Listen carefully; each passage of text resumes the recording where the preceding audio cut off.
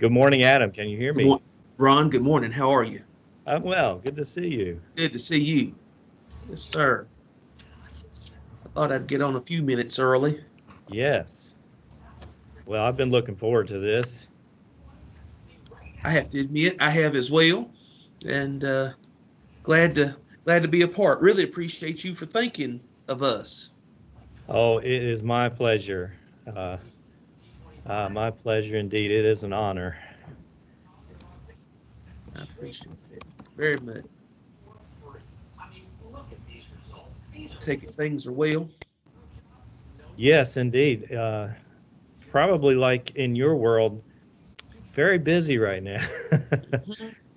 So I was just thinking, there are probably some things I need to be getting back with you about, and haven't been able to do it. Well, I got a little catch up to do on a few things, so I'll forgive you. I'll certainly forgive you.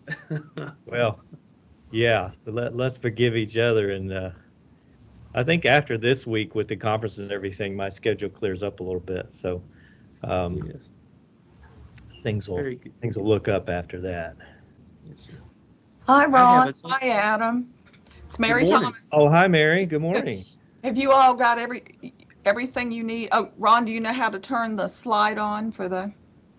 Can you see my PowerPoint? I see it. Do you have this that slide that's in your? Yep, I can see that. Yeah. Okay, good. So that's working. Excellent. And you know to turn all the presenters on. You have to make them presenters. Okay, how do I do that? Okay, if you open your participant list and there's three little dots, you click on that and then you'll scroll down and I'll just make Adam a presenter. You just click on that and that'll make Adam a presenter. And you just need to do that for everybody that comes in. Is that here? I'll go ahead and make Rebecca. Hey, Becky.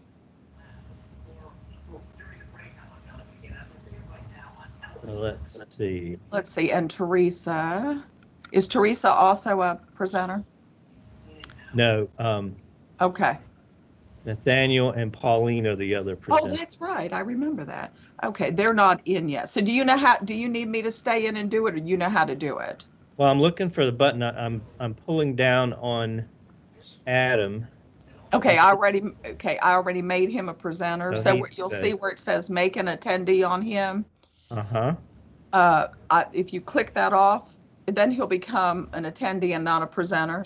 So I've already made him a presenter. Okay, so he's a presenter. So I should be able to do that. Yeah, for everybody.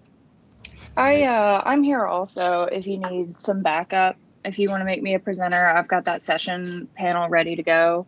Or if you just want to say SOS. Okay. Also, good morning, Mary. And hi, I'm Mina. Good morning. Is that Mina that just is in there to help? That's me.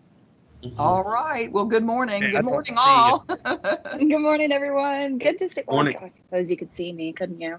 I don't see Mina on the list here. Where are you?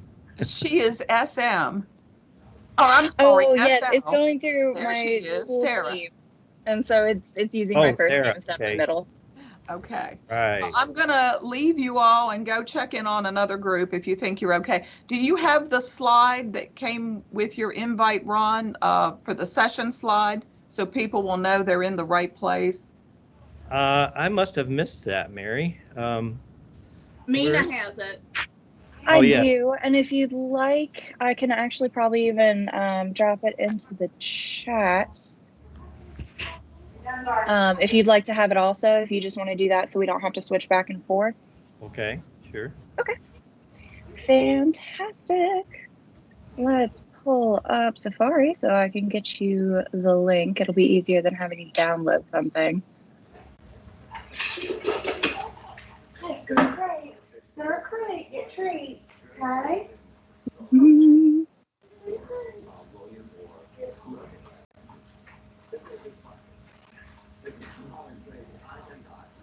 There we are. Do you have access to the Google Drive? If you do, you'll be able to click on that, no problem. And if not, I'll just go ahead and if you can make me a presenter, I'll just share my screen.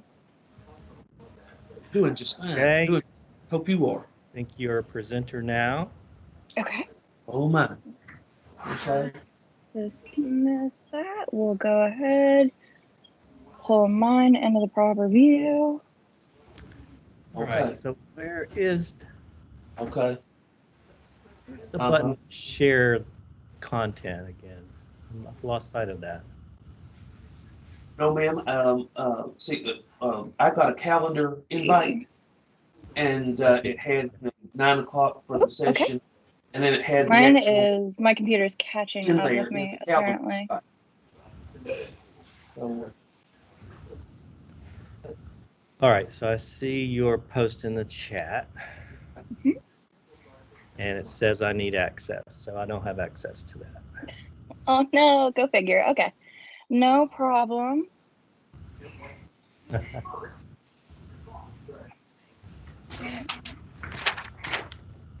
Pull mine up. I'll pop over here, share contents.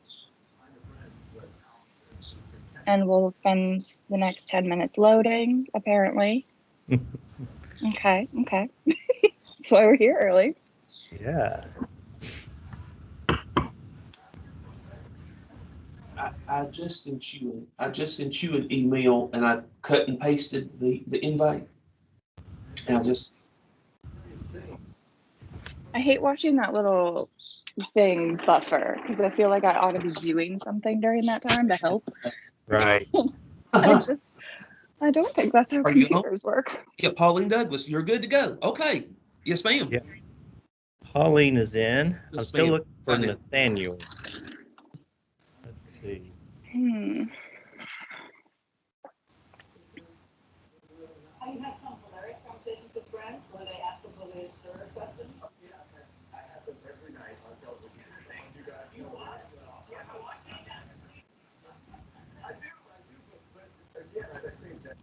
Maybe I can do it a different way.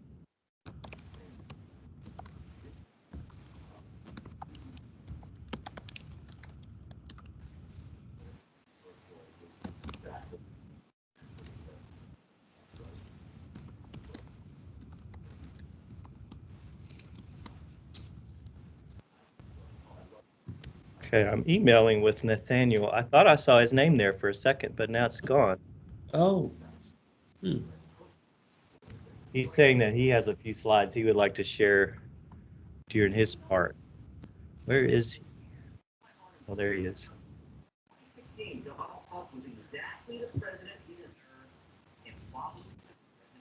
Says it's calling him.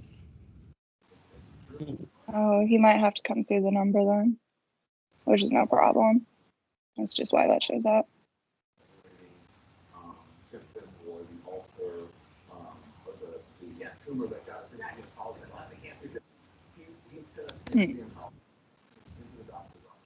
Okay, we're gonna stop this and try again because that's the only thing that computers seem to enjoy.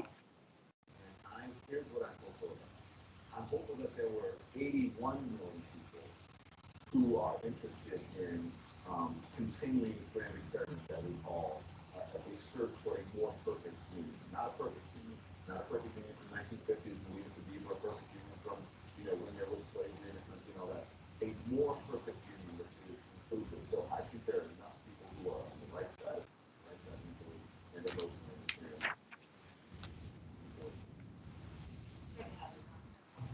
Thank you.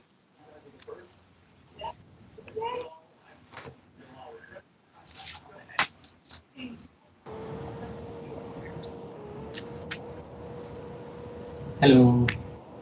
Nate, how we doing? Doing fine. How you doing, Adam? Ron? Good, good. Hello, Nate. And Lane? Doing fine?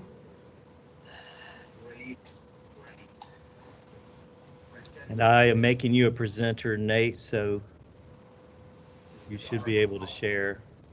Okay, great.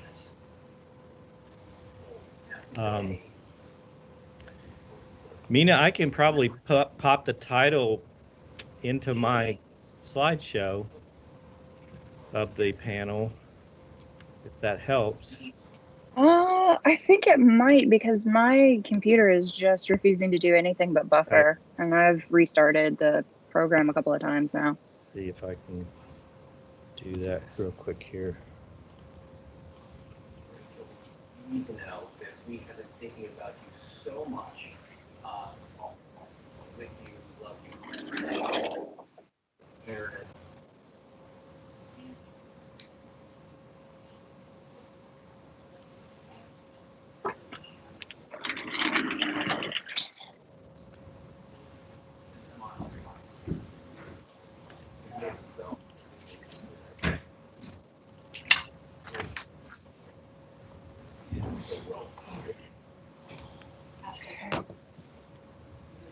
Pauline, glad to see you this morning. I'm glad to be seen. Aren't we all? Good morning, Pauline. Good morning. I was beginning to panic. Wow. We have had to try to learn to live online, haven't we? Yes. And I feel like every wasn't time very I get used technical to it. beforehand, and it hasn't improved a whole lot.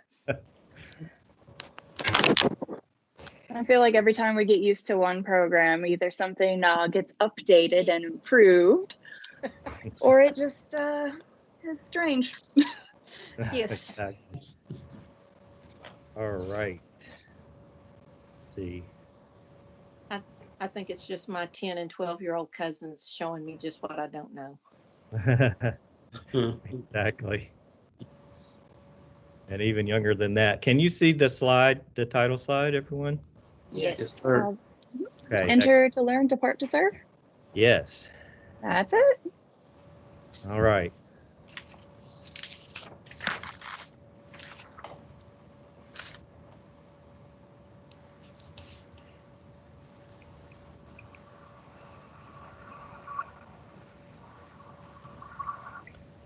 Well, I want to thank all the panelists one more time before we get started for being willing to do this.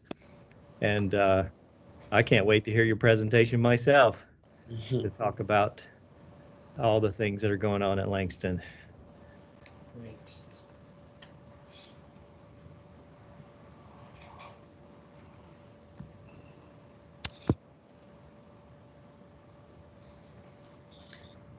Dr. Fletcher, good morning. Good morning. Nice to see you. Good to see you. Good morning, Becky and Jane. Good to see you.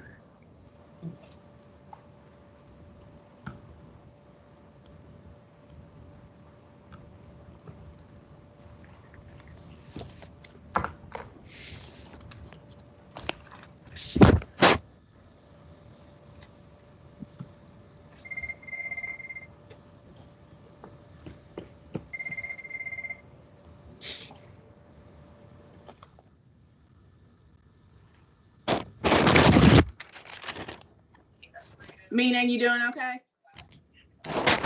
This is the slide that we got to pull up. My Mac won't put anything on it for some reason, like it won't share content. Okay. But I think we've got it underway and everything else. Does everyone feel comfortable? Yes, All ma'am. right. All right.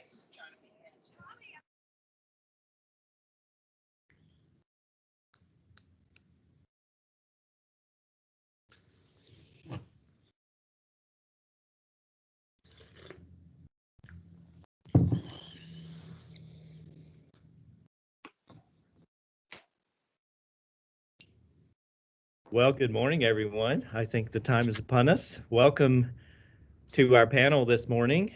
Enter to learn, depart to serve, the work of the historic Langston Center in bringing communities together.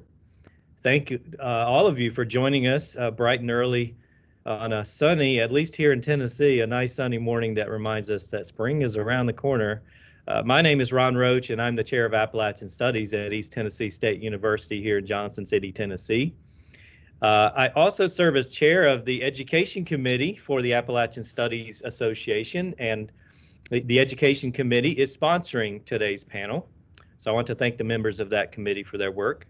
I am honored to be able to introduce today's discussion, which is focused on introducing you to the work of the Langston Center and the Langston Education and Arts Development Group, or LEAD, here in Johnson City, Tennessee, and the tremendous work that they are doing. This organization and facility, as you will hear, is performing, although it's fairly new in an official capacity in its facility, it's performing an outstanding service to our community through its many programs that we're going to be telling you about today. So my part is relatively easy. I get the privilege of making a brief introduction to the Langston Center and then introducing our esteemed panelists this morning. So the Langston Center is in the facility that was the former Langston High School here in Johnson City, which from 1893 until 1965 was the high school for Black students in Johnson City, Tennessee, before Johnson City completed its integration process in 1966. The high school was named for John Mercer Langston, who was a U.S. congressman from Ohio and one of the first African Americans elected to public office in the United States in 1856. And he was also, I believe, the great uncle of the renowned poet Langston Hughes. So certainly some great legacy in the name of Langston High School, which lives on in the name of the center today. Langston High School, as you'll hear more about its history today, earned an outstanding reputation as an educational institution and left a tremendous legacy that was never forgotten in Johnson City. Upon the closing of the facility in 1966, it became a maintenance facility for the Johnson City schools, which it served as until 2016, when the future of the building was unclear. But the LEAD organization stepped up. As I mentioned, it stands for Langston Education and Arts Development, a grassroots organization formed to save that facility and repurpose it into something that would live on for many generations. And so the former gymnasium, which, as I mentioned, had become a maintenance facility, and the facility had begun to deteriorate, but they were able to save the gymnasium and renovate it into a community center with a reconstructed archway and state-of-the-art classrooms that you will hear about, and also resurrecting the motto of Langston High School, from which we take the title of today's presentation.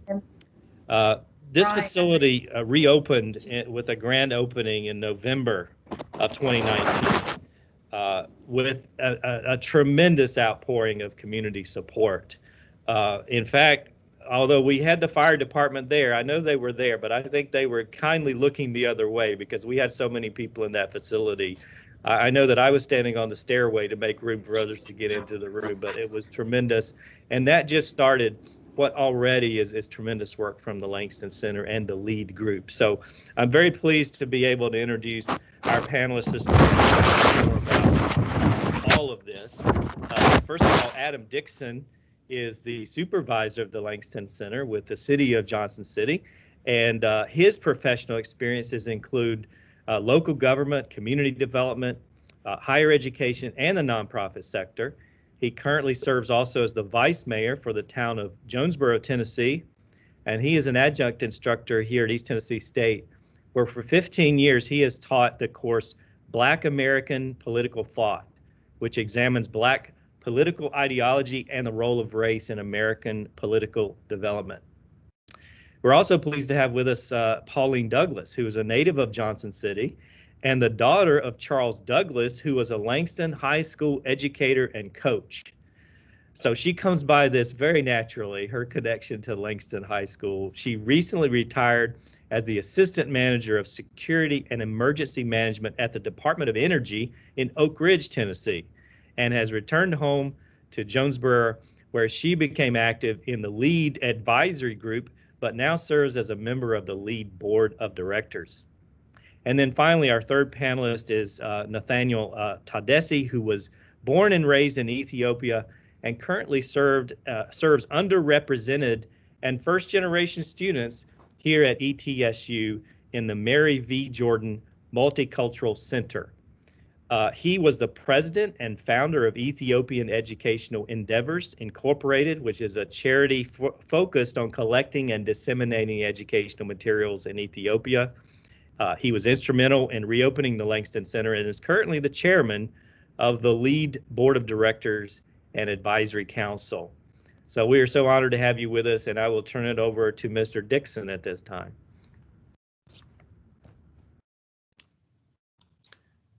Ron, thank you so much.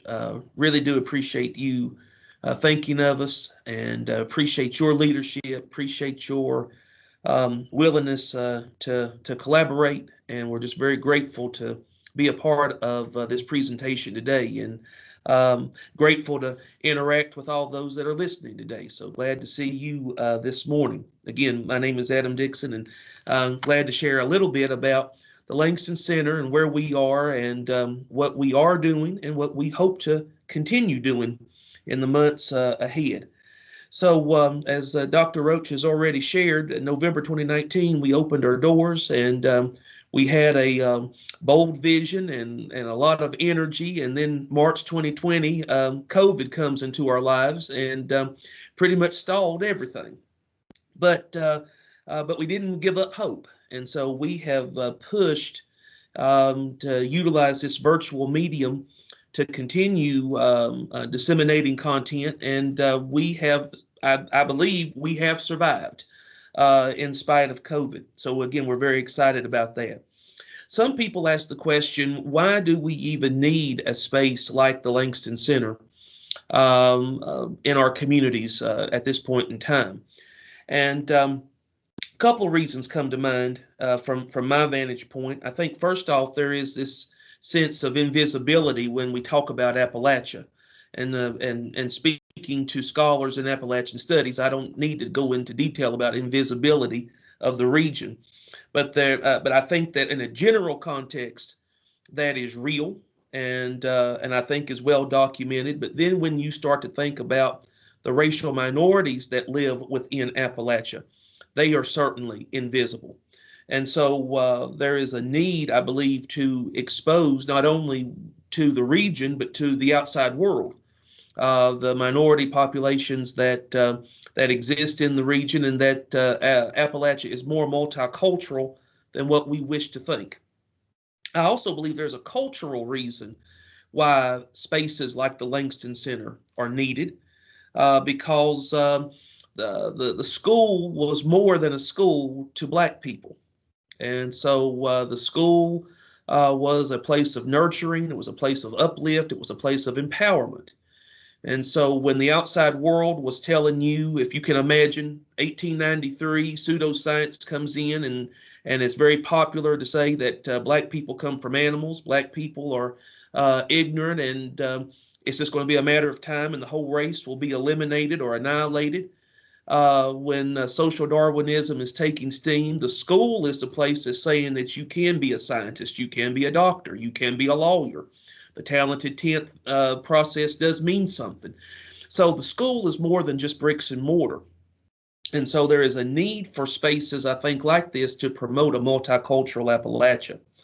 The Langston Center is the response to this sense of invisibility.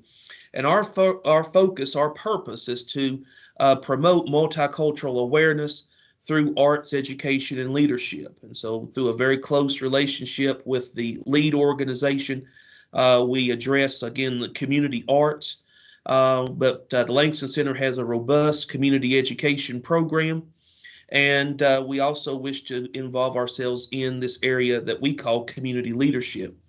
When we think about community education, we're talking about a wide variety of programs that deal with Black history, deal with, again, the Black experience in American politics, but also classes that relate to Swahili, for example, Introduction to Swahili or Introduction to Spanish, which will start next week. And we currently have about 130 registrants for that class.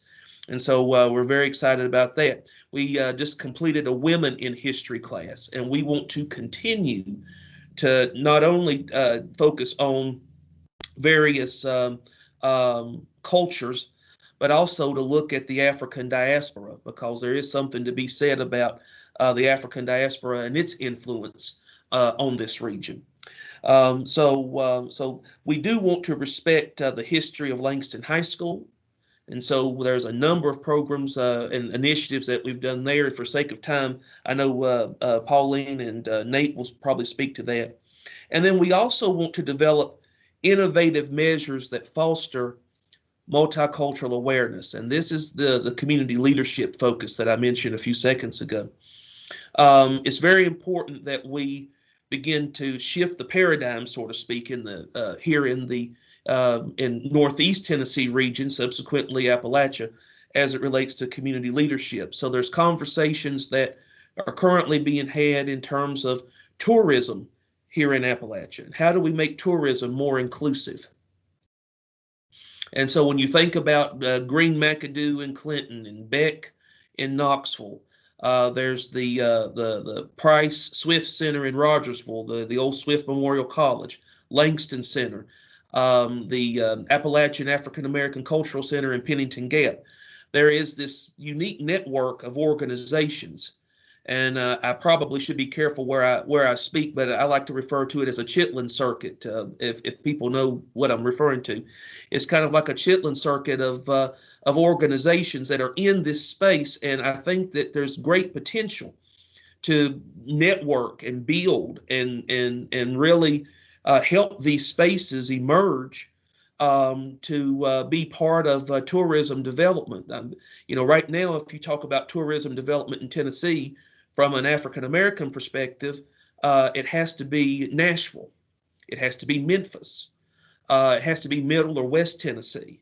Very seldom do you speak of again diversity in tourism development on the east end of the state. And so, or in Southwest Virginia, for example, or in Eastern Kentucky. So we've got potential here, I think, to really build that network. And so that's a long-term vision that we have here at the Langston Center, is to build that network. Another piece of that long-term vision that the Langston Center is involved in is, again, supporting a multicultural Appalachia in terms of workforce development. So we have a STEAM education program here, and it's focused on grades 3 through 8. And we are currently at our capacity, and we have a very outstanding group of educators that work with young people. And through STEAM education, we're making our young people marketable. We want to start young and help them grow and develop, and so that they can be marketable in the 21st century economy. But everything that we're doing related to STEAM is through a multicultural lens.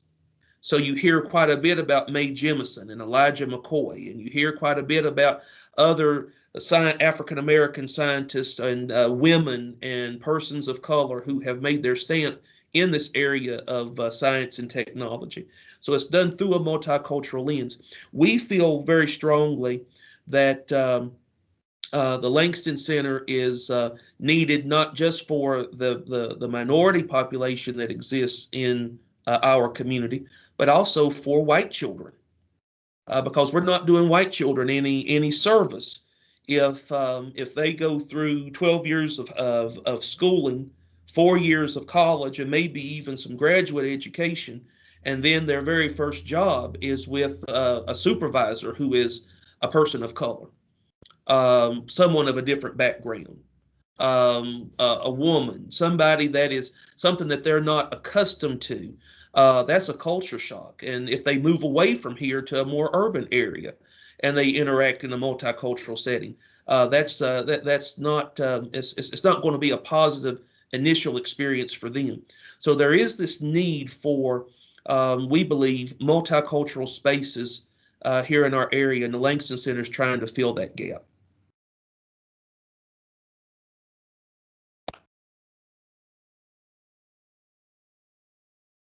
Thank you all very much.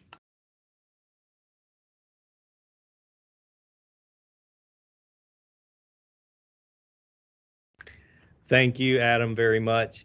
And Pauline or Nathaniel, who's next? Pauline, would you like to? I will. Thank you all for being here today. Thank you, Ron, for inviting us to this. I'd like to try to spend a few minutes just to bridge the continuum of where we are now and where we were. As you mentioned, I call myself a Langston legacy. I'm the daughter of an educator from Langston, and I'd like to spend just a few minutes talking about my memories of my father being an educator there and what the Langston High School meant to the community. And it was the community itself. School, as Adam was saying, the teachers, the educators, everyone, the cooks, everyone that worked at Langston embraced all of the students and made it a community. And it didn't stop at the end of the school day. Through after school activities, they knew the parents, they would talk to the parents outside of school. You were accountable. I've heard my cousins, friends say, you did something wrong, your parents knew about it, the principal, everyone would communicate, and it gave that sense of well-being and knowing that it did take the village to raise a child, and everyone was involved. I can remember my dad always wore a suit and tie. All the educators were always dressed to the nines, and they respected their students. My father called everybody by their last name. And I was fortunate enough, once the schools did desegregate, I actually had my father for one semester at Liberty Bell before he retired. And even I was Miss Douglas. They spent the time, they gave that grounding of respect and dignity to all the students. In that time where, as Adam was saying, the opportunities weren't equal, but students left Langston knowing they could do anything they wanted to do. And particularly for those in the last few years, as colleges were opening up and allowing students, they gave them that grounding, and they knew they had a good education where they could go on to a white institution and be successful. I wrote down, even though the Langston always had secondhand textbooks, they got old textbooks from Science Hill and other schools, but it definitely was not a second-rated education. The educators just were phenomenal with what they taught. Excuse me. My father was also an assistant coach, and he was an assistant coach in football and basketball. And he taught Bible, and he taught chemistry and the sciences, and he taught the life studies all the way through all of that. Langston would start in the morning with assembly, and there'd be the pledge to the flag. that had prayer in school, and they sang Lift Every Voice and Sing every morning before they went to class.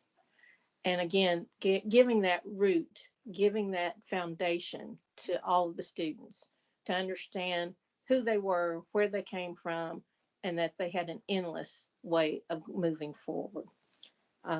Dad would always say, you have 2 ears, learn to use them.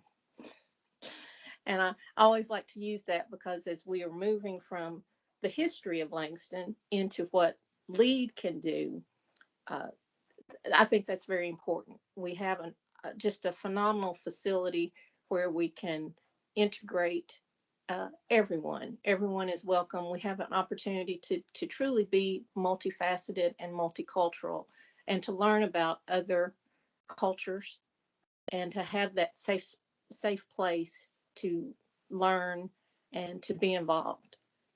And I have to give the plug real quick. I know Adam will as well, but I highly encourage you to come by and take a look at Langston Center. It's phenomenal, and you will thoroughly enjoy walking the halls and getting to see the historic pictures that they have.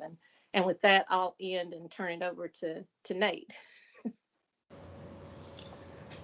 Thank you, Pauline, Adam, and thank you, Ron, for inviting me as well to be here. And I appreciate everybody for being here and learning about the Langston history, as well as the connection with Johnson City, as well as the region. I'm really honored to share with you so much, with the little much I know about Langston, and as much as I have been involved since the beginning. But I want to start with, like Ron started, enter to learn, depart to serve. That's the alma mater. That's the spirit that Langston is known for. Langston's history is as old as the city, the Johnson City, and as deeply rooted as the city's history as well. As you just heard, Langston High School is named after one of the earliest Black congressmen, diplomat, educator, the first dean of the law school at Howard University, and more, John Mercer Langston. He was not only an exemplary citizen, but also an inspirational and hero to Dr. Hezekiah Henkel and many African Americans. Dr. Henkel intentionally named the school, knowing that the purpose of living is to learn and to be blessings to their fellow human beings and to those who enter Langston Normal School. The children, the adults will be inspired and be exemplary citizens as well. That part is, I think, it's an oral history that has been passed down through those who really attended the school. And I have heard it from our late chairman, Michael Young.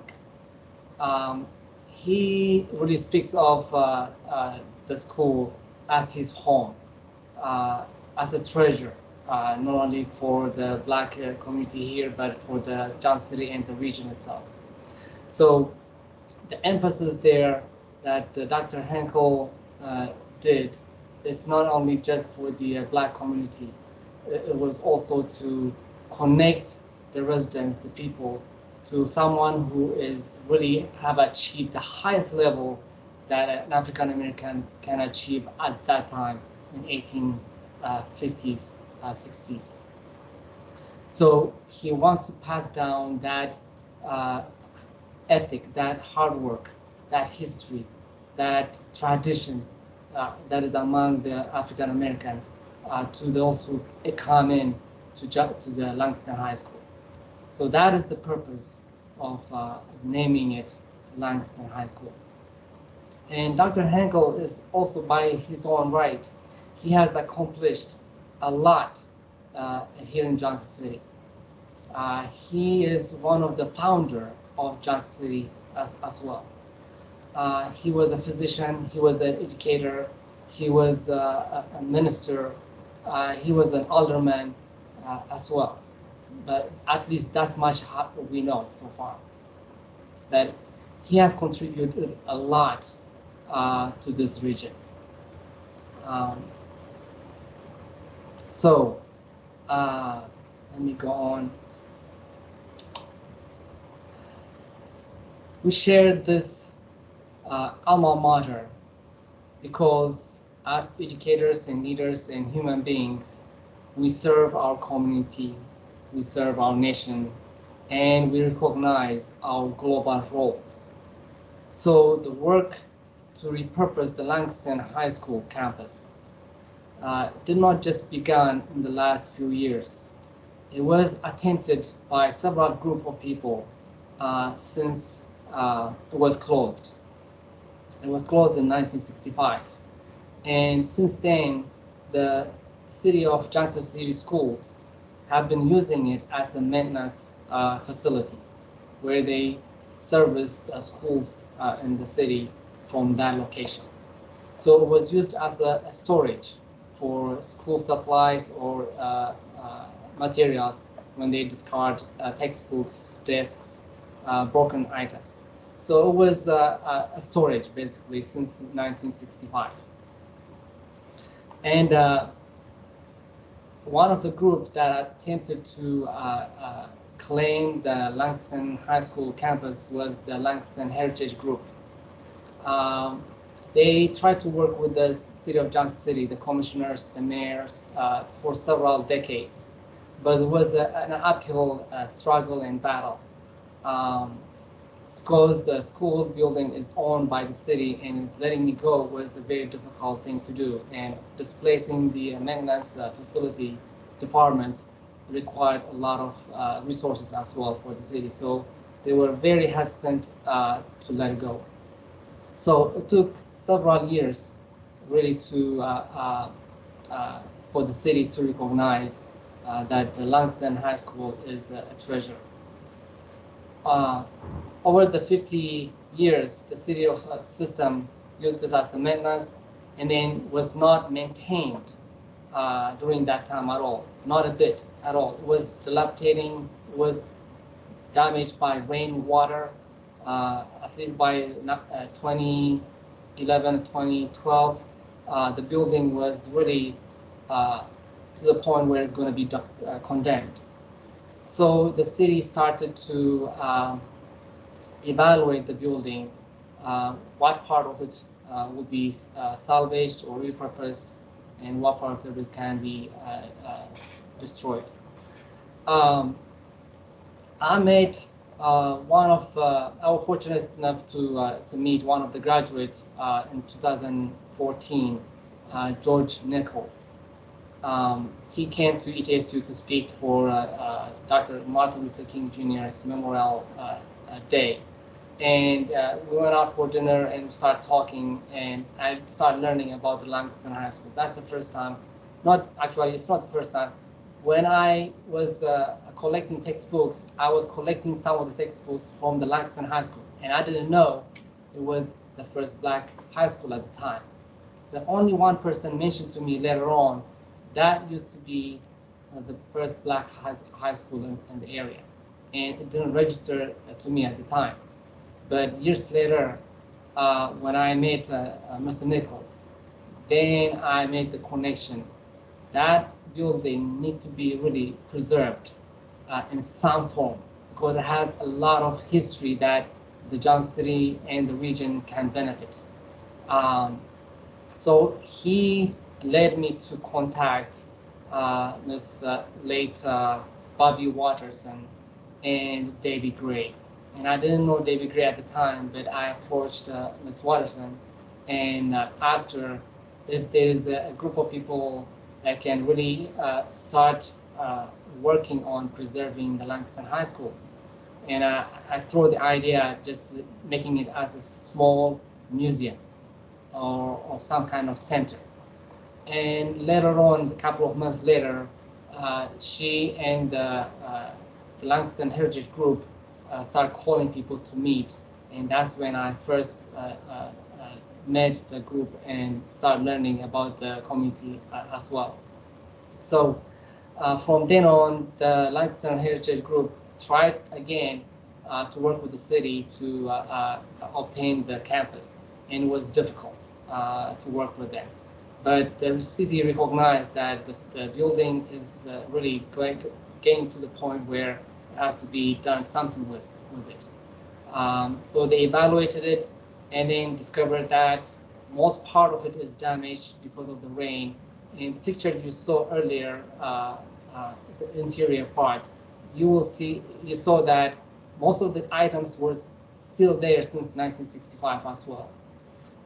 Some people who graduated from Langston went downstairs in the lower level and claimed some of the band uniform and a football uniform, at least a couple of them, and then the rest of them were really to the point where it cannot be even touched. If you touch it, it was breaking apart. So we were able to obtain a few items from there before it was destroyed, at least the auditorium part. Let me show you a PowerPoint here. Okay.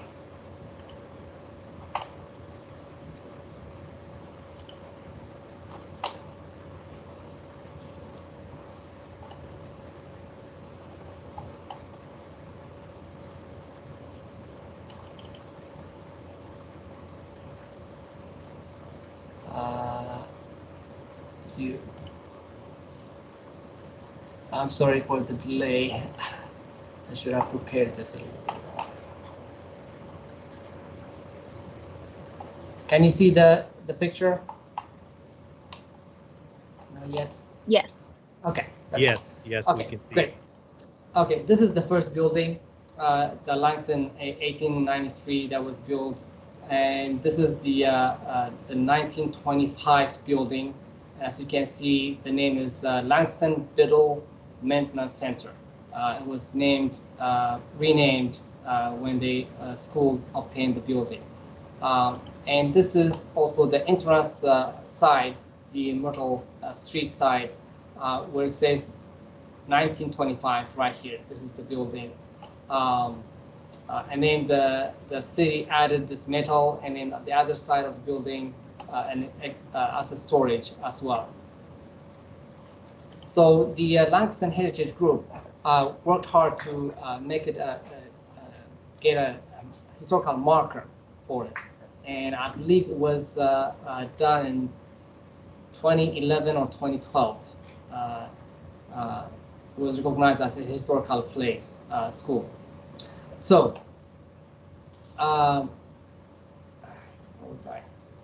Langston Heritage Group made and then insisted with the city to obtain the building, and it failed at least for a year or so. We couldn't do anything about it. So after the city finished evaluating the building, they called out to the community if there is any interest to work with the city to preserve the building. The second group came together in 2015. Yeah, 2015. Then that group called the Langston Interest Group was formed. It was not an official, but as a group we came together. Most of them are Langston high school students, may not have graduated from the Langston, but they were transferred to Science Hill or University School at ETSU or a different place. And some of them also were family members or who have graduated or worked at Langston High School. So they came together to really preserve the building. And at that point, we discovered that the building has asbestos, and most of the building, at least on the auditorium and the classroom side, it was damaged, it cannot be salvaged. So the city designated a few, at least $200,000 or $300,000 to do a brief renovation on the roof to maintain the gym that was called, so that it doesn't get damaged. So they renovated that first. And in 2016, I think that's when we became officially a nonprofit organization, the LEAD, and change our name to Langston Education, Arts and Development Center. And as a group, we started working with the city, and by this time we have good relationship with the city, the mayors and the city commissioners, and they allowed us to work with them and then also help us to connect with the local businesses to find some resources to renovate the building and maybe extend some part of it, add some extensional area. So in 2015 and 16, we worked hard to develop programming, networking, fundraising, things like that. And the city took it upon themselves as well too when we were unable to really fundraise enough to renovate the building. But the city already designated $2.3 million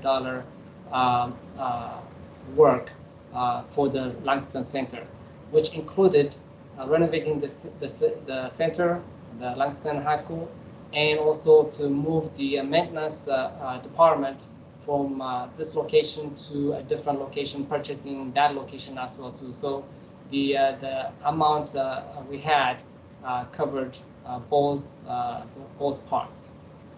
So we only had $1.8 million to work on the Langston Center. As you can see, this is the old gym floor, the center of the basketball court, the Langston High School logo, and we have maintained that to this current center as well too. And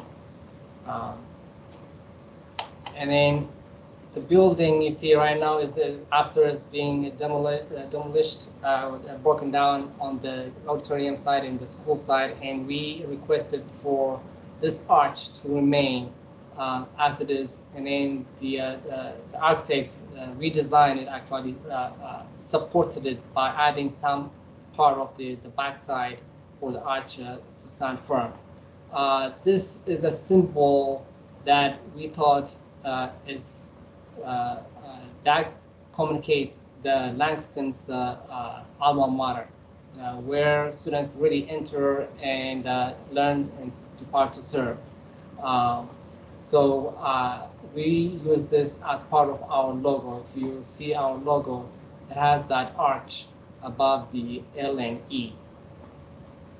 So during 2016 and 15 and 16, the plan with the local architect was developed to add part of a lobby in front of this building, this side of the building, so that we don't lose a lot of space in the gym. The gym itself is a rectangular building.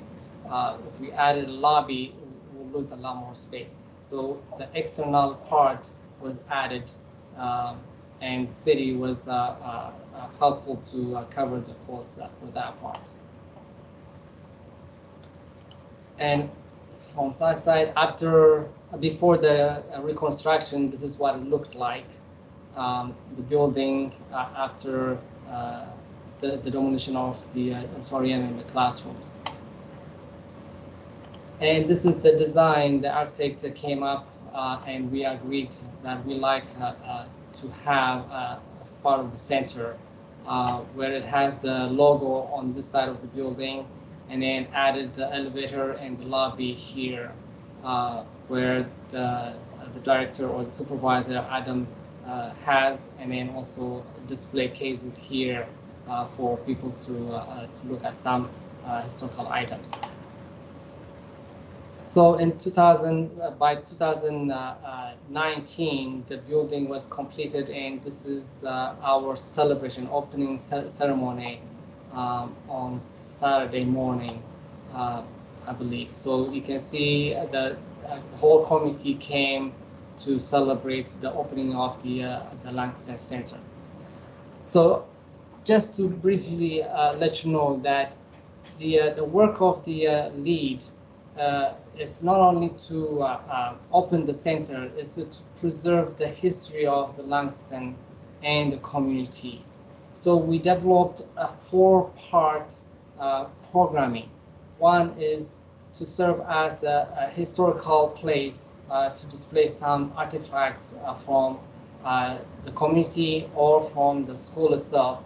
And if you go inside the building, you will see some pictures from the students who are participating, the teachers who are teaching there. You will see them in the building. And the second part is to provide an educational service to the community. Because it's a center where it's known as an education place, we want to continue that.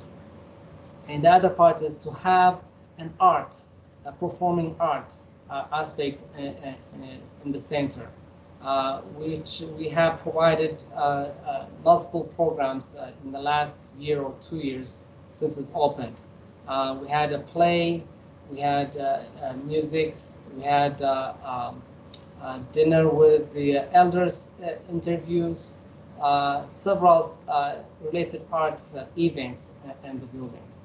And in the other part we have is a community service targeted to adults as well as young adults to gain some computer skills, career development skills, and other life skills that they can develop or they can learn in the center.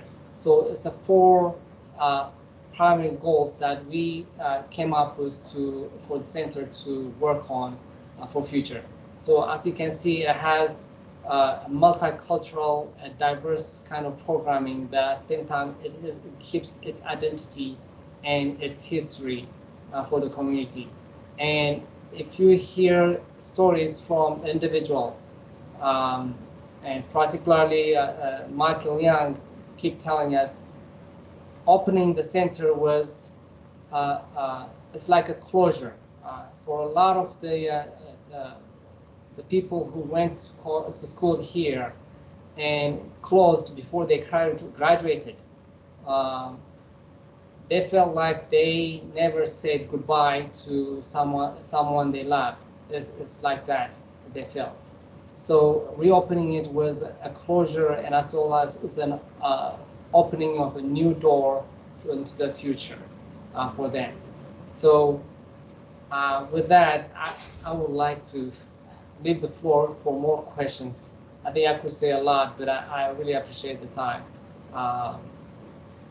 Thank you, Ron. Thank you, Nate. And before we open it up for discussion, I have just a few more photos to illustrate some other aspects here. So let's see, Nate, if you can stop sharing, yes. Click on the X. There you go. And I'll see if mine will work. Okay, so we've heard a lot about the motto.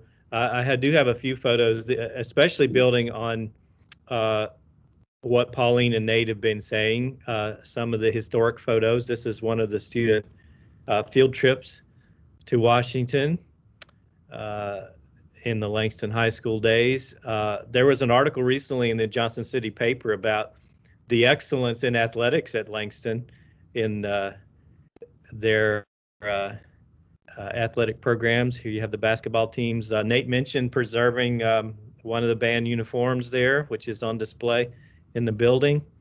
Also, the programming that they've talked about includes a state-of-the-art recording lab as part of that STEAM education that Adam was talking about. And I'm very hopeful students from our Bluegrass program and audio recording program can be of assistance in these efforts, as Adam and I have discussed. But as has been emphasized over and over, you know, the story of the rebirth of Langston, I think, is really a story of community empowerment and the commitment to the memory and the mission of this school. Here you have a group of alumni who were so prominent in making this happen. And I do have to show a picture of our dear friend who's been mentioned several times here and whose fingerprints are all over this project, the late Michael Young, who we just lost last year. And really, my first introduction to Langston was talking to Michael Young. And when you talk to Michael, you could not help but be impressed with the passion that he had for this this idea that Langston could be reborn. And he often said to me, and it was quoted in a newspaper article, he said, you know, we lost the building at Langston, but we didn't lose the soul of the building.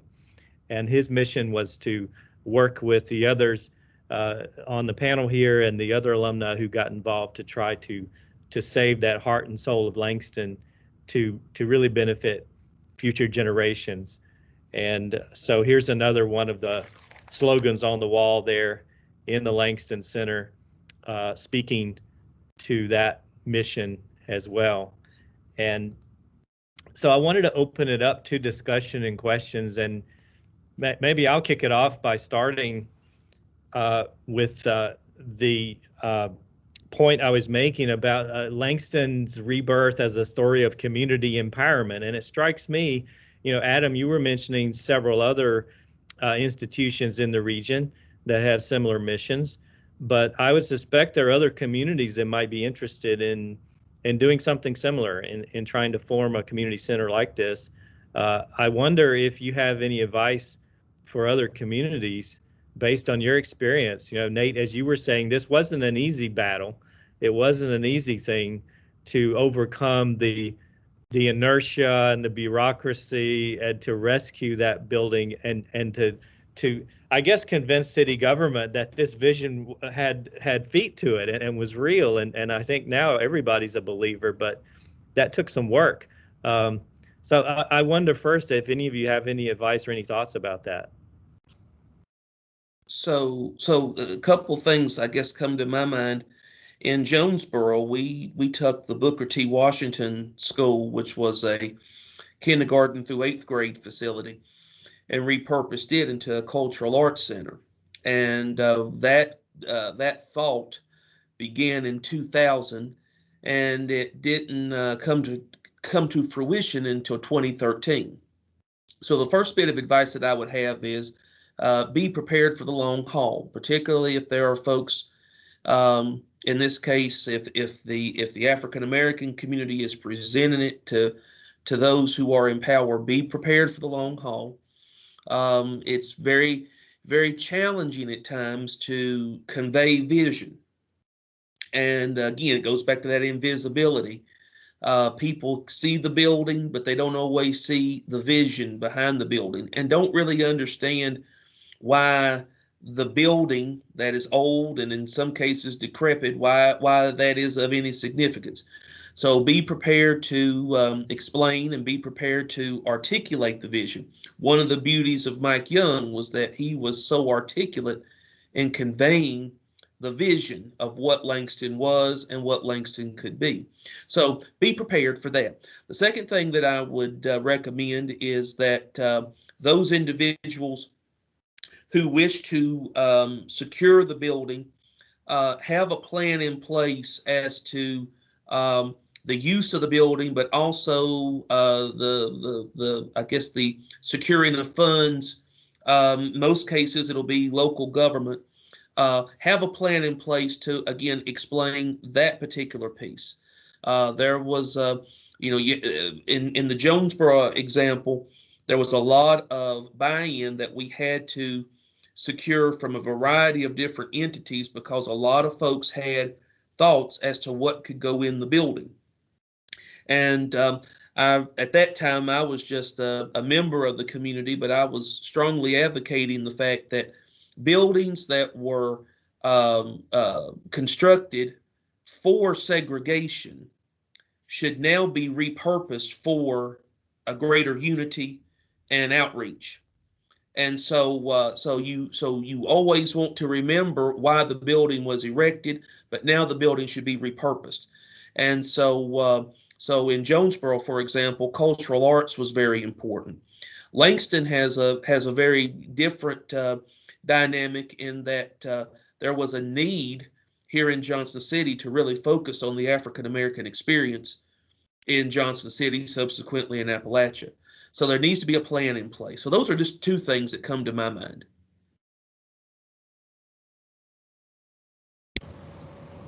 I think in case of Langston High School, naturally it has a unique history that is connected, tied with the Johnson City and the region.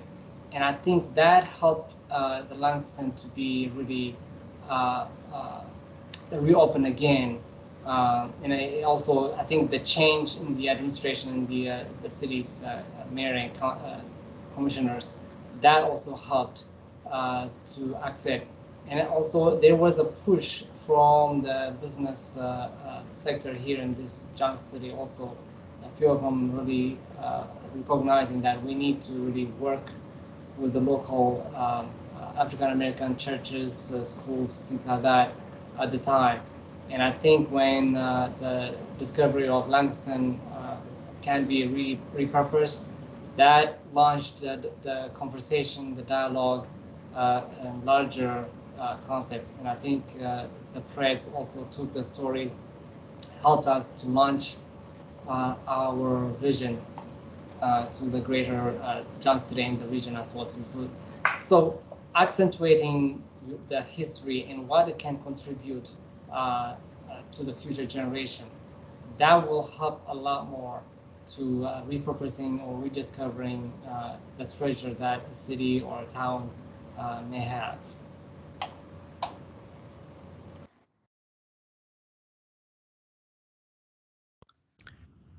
Thank you very much.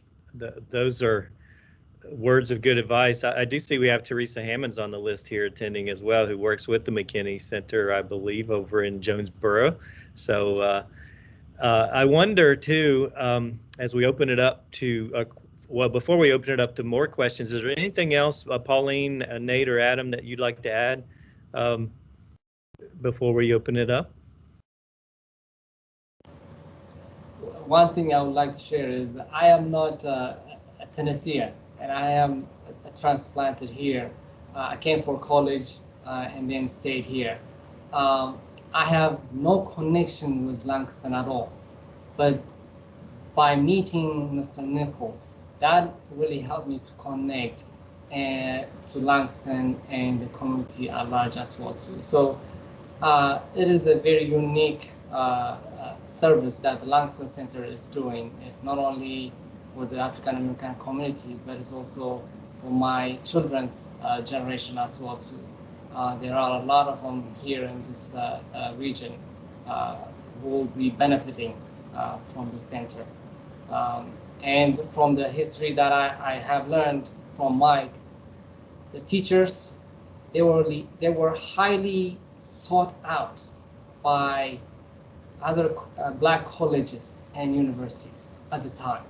Their quality is unmatched even by the local high schools at that time.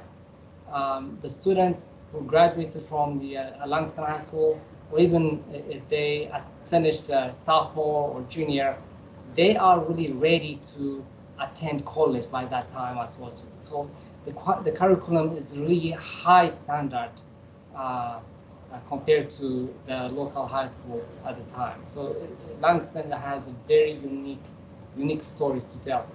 There are untold stories, so many of them. We're trying to capture them just by interviewing the people at any time we can so far. So we're trying to develop a documentary on the Langston in so many ways. So that's what I have.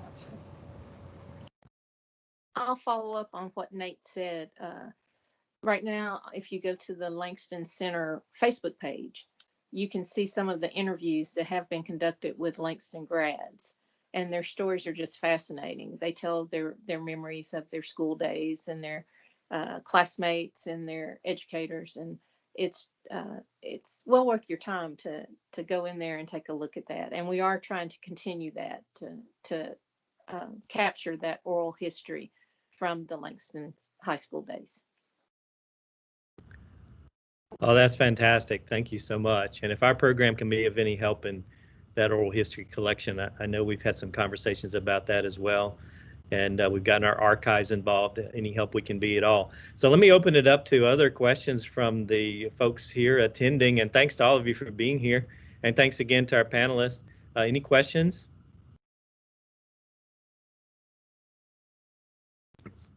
I had a question. Yes.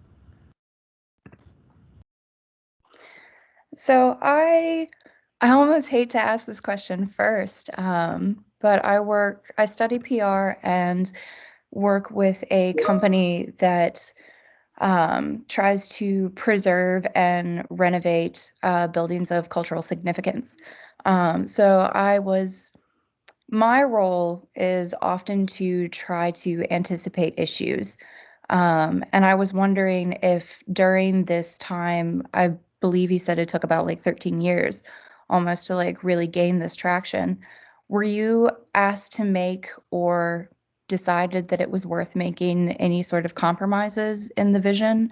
Or maybe that first iteration of the vision that you then maybe went back to reform?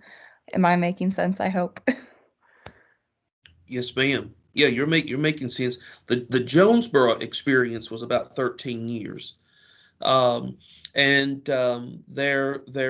gladly there wasn't a situation where we had to compromise any aspect of the plan.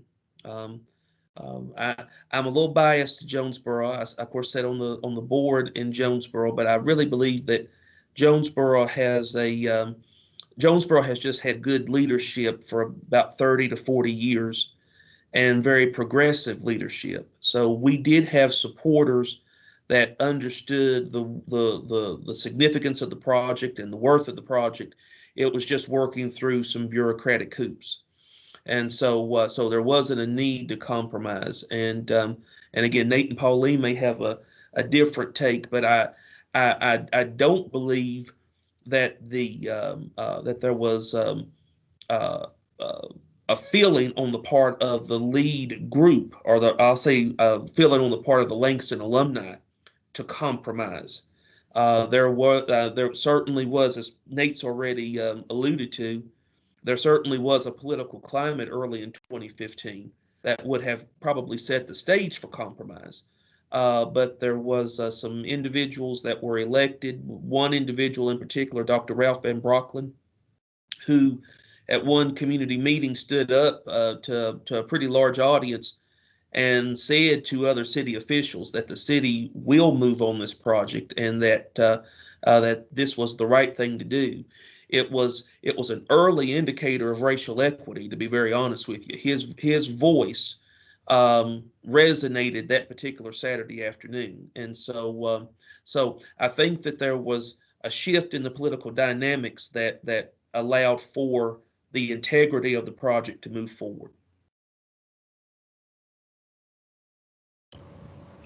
When we approached the city, we had a pushback by proposing that the campus can be like a recreational place or a baseball field.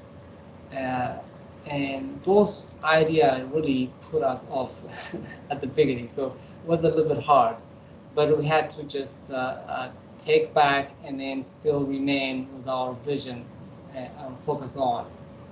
And by that time, the administration changed, and that helped us really to move on with our vision. And like you said, Adam, Mr. Ralph Brooklyn, in fact, he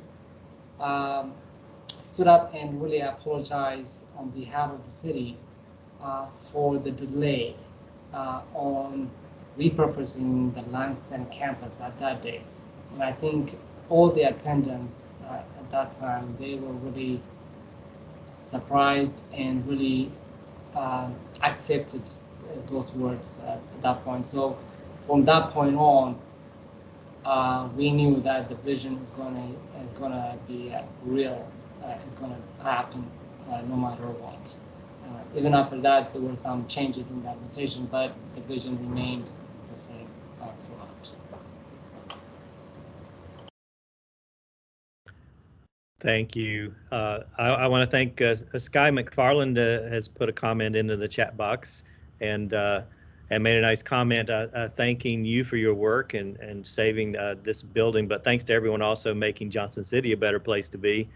And I know, Adam, as you've talked about the broader mission of the Langston Center and the LEAD group, in terms of being a space for racial unity and reconciliation and healing, I wonder if you could speak to some of the things going on sort of in that part of your mission. I've heard you speak of some really good things that are happening there. Excuse me. Thank you, Ron. So a couple of things the center's been a part of. Right after the killing of George Floyd, of course, our local community dealt with a series of demonstrations and really, I think, brought this national situation to the local level. And so we were able to be a safe space for conversations between the city of Johnson City and demonstrators. And I refer now to the Langston Center as Switzerland. Those were very, very tense days. And the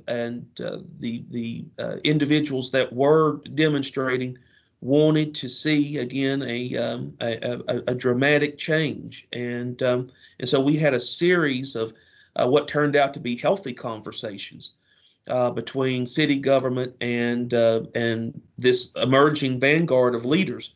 And so it really kind of brought us to the mindset about our role in terms of community leadership. Furthering that notion of being a safe space, there are some individuals who are more, I guess we would say, more traditional, if not more conservative in their thought regarding race relations. They're trying to make sense of the nomenclature. They're trying to make sense of the shifting dynamics. And for some people, it's very hard. It's very hard for them to try to understand what is privilege. And the more they hear it, the more they hear it explained, the more it just kind of ruffles the feathers, so to speak. And so I have personally tried to be again a welcoming presence, open presence for them to come and kind of unload. And so right now we have about 3 different groups of individuals that come periodically, and they just do that. They unload. For more progressive audiences, they would be very put off by some of the comments that are made.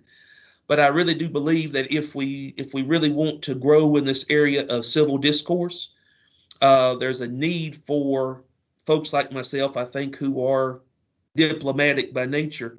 We have to be able to allow people to talk.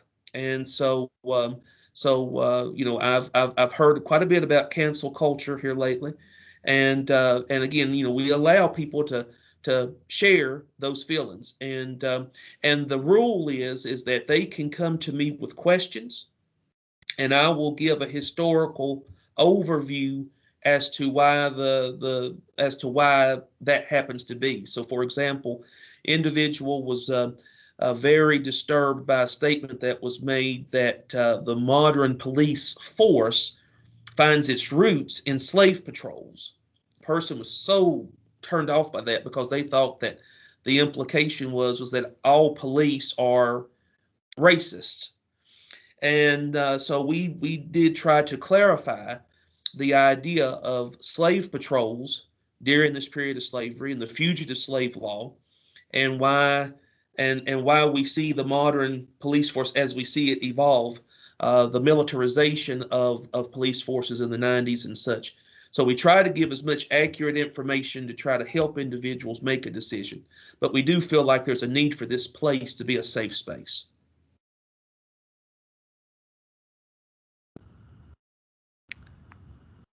Thank you so much, Adam. Other questions?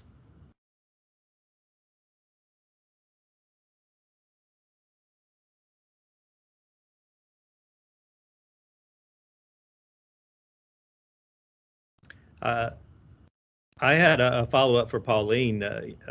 Pauline, you talked a little bit about the legacy of of your father and Langston and the education that you received. And of course, you went on to a very interesting career at Oak Ridge, one of the premier scientific establishments in our country or in the world. And I'm just interested to hear any further reflections you have on your career and how that legacy that you grew up with affected you. Well, and I neglected to say that I'm also an ETSU graduate. So proud to be that. It was very, very interesting. As I said, my father gave me that foundation. I'll share this. My mother told me at an early age, she says, "Baby, you'll always be Black and you'll always be female, and you will have to live with it." And that was just a great foundation to have as I navigated through my career. A lot of the purposes behind Langston, to always be the best that you could be. That was one thing that my dad would always say to me: "Did you give it your best?" And as long as I could say yes to that, everything was okay. So that's what I always tried to carry with me throughout my college career, throughout any community activity I had, and definitely through my career at the Department of Energy. I had some good mentors there and had the opportunity and was blessed to be able to move up and become assistant manager before I retired. Well, thank you so much. That's a wonderful heritage and a wonderful lesson to pass on. And thank you for sharing that. And I know that the lead group is thankful you've chosen to come back home and be a part of what they're doing now. I see Dr. Fletcher has a question. Good morning, everyone. First, I would like to say thank you so much for your time being with us today and sharing this beautiful story of the Langston High School and the Langston Center. And I've enjoyed meeting all of you and learning from you today, and beginning to work with Mr. Dixon on a couple of other projects. My question for you today is, I would like to ask your advice for Appalachian studies on how we can expand our community building efforts and to build bridges as we continue working across communities and across the region, so that we are better holding out hands and acknowledging the multiculturalism of our region. That Appalachian Studies has made good strides in doing this over the last few years, but I think there's still a lot of space to grow. So I would like to ask your advice for continued and improving community building. Thank you.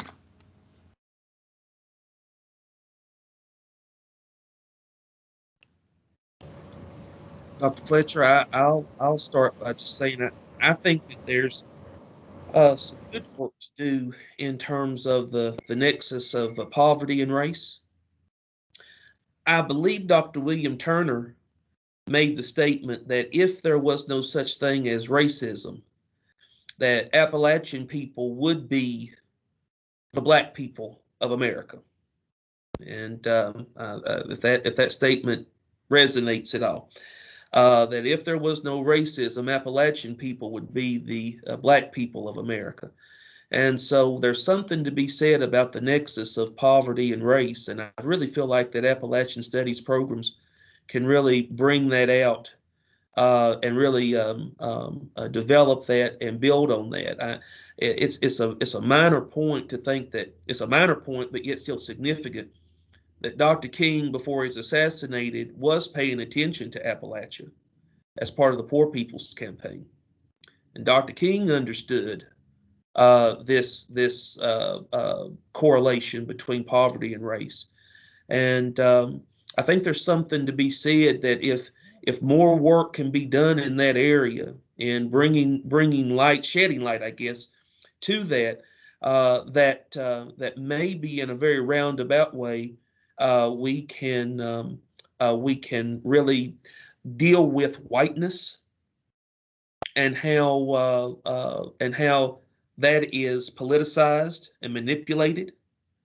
I feel like that if we really want to build community, as you're suggesting, I think that we could delve a lot deeper in dealing with race and poverty.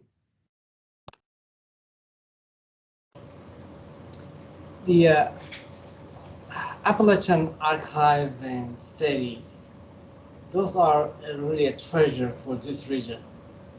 And if filmmakers come and research and make film about this region, why not allow our school systems in this area to really take advantage of that, as well do the same thing at the high school level or at the middle school level, where they really learn about archaeology or uncovering stories, oral stories, connect them to real people, or even study the region's history itself. I think the Johnson school system in the Washington County or the other counties' schools should take advantage of that in restructuring their curriculum. I know it's political, it's very difficult to do that, but if people are committed to really take advantage of what we have, that is one way we can really leverage for teaching the students for future.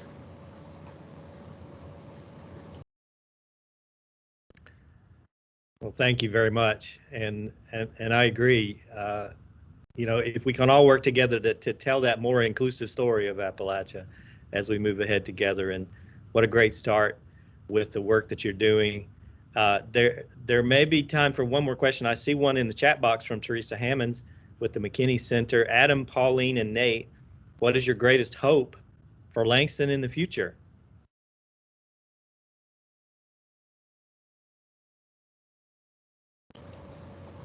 Well, I hope that it's not only a crown jewel for our region, but for nationally, that we can come together as a place, as a safe space to have good dialogue, that we have the multicultural activities, educational activities for our youth and our adults in this area as well. I think LEAD and the Langston Center have generated some unique conversation already, and things are happening in this region among the business sectors, as well as the governments, as well, the city governments, and also among the people as well too, the community, because they see that the Langston Center is a place where it used to be a campus for school, now it's open for the public to do a lot more things. And I think for future, I see that it's not only preserving the history of Langston or this region, but I think connecting this region with the rest of the country, as well as other part of the world, because we have part of the world here in our community already. So their story is part of this region. And I think Langston can be the center where they can really provide diverse stories that connects the world itself too. So I'm not thinking about just teaching and telling stories, but really rediscovering and reconnecting human beings by telling stories.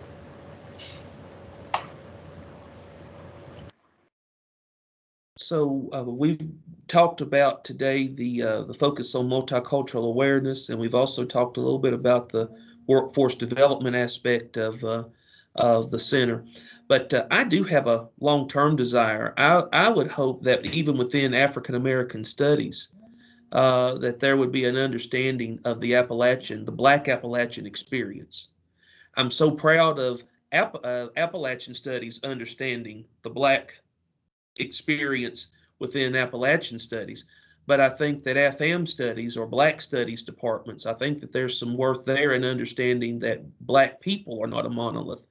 And there's a need to talk about Black people from Appalachia and our unique history, and the fact that there's somebody living right now in Los Angeles, California, that has roots in these mountains. And so I would love it if the African American Studies would recognize Black people from Appalachia. So.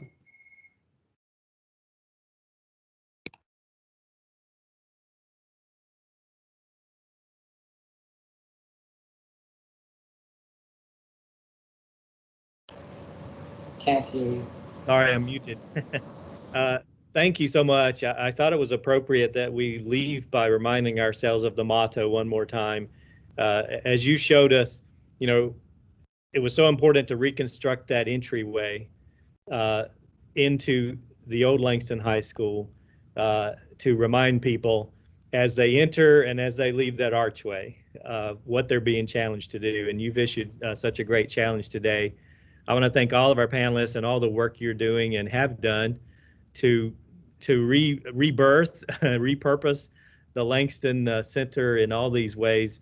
And I look forward to seeing all of these visions continue. And I look forward to working with you. And I know we have great representation on the screen here from the Appalachian Studies Department here at ETSU, as well as others in the community who will be continuing to be there to collaborate with you.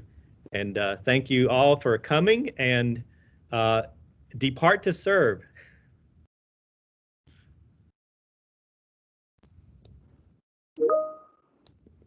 Thank you all. Have a wonderful time. Thank you. Thank you. Thank you.